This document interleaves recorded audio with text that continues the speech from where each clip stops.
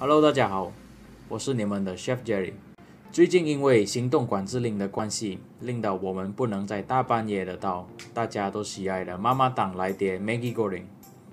那么今天我会教大家如何不用踏出家门也能在家里炒出色香味俱全的 Maggi Goreng。首先，切碎洋葱。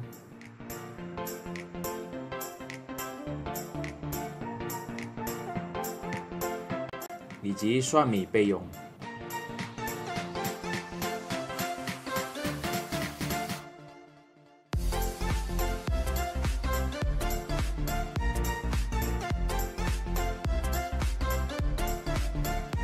准备我们的配料，鱼饼。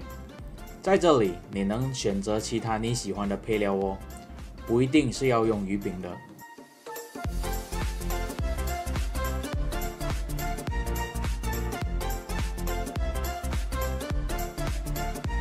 打开2包 Maggi Curry 快熟面，将面与调味粉包分开。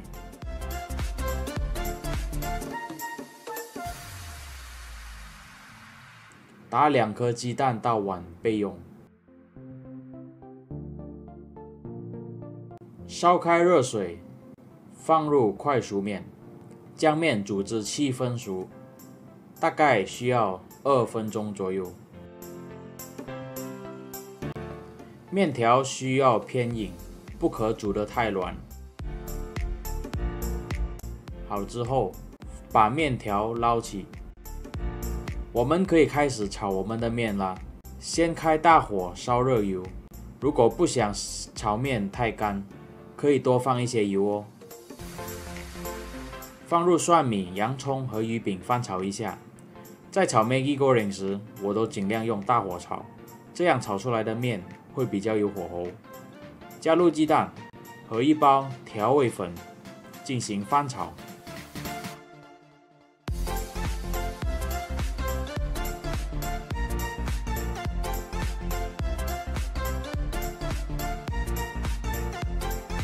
加入刚泡软的面条和调味粉，不喜欢重口味的朋友可以少放点调味粉哦。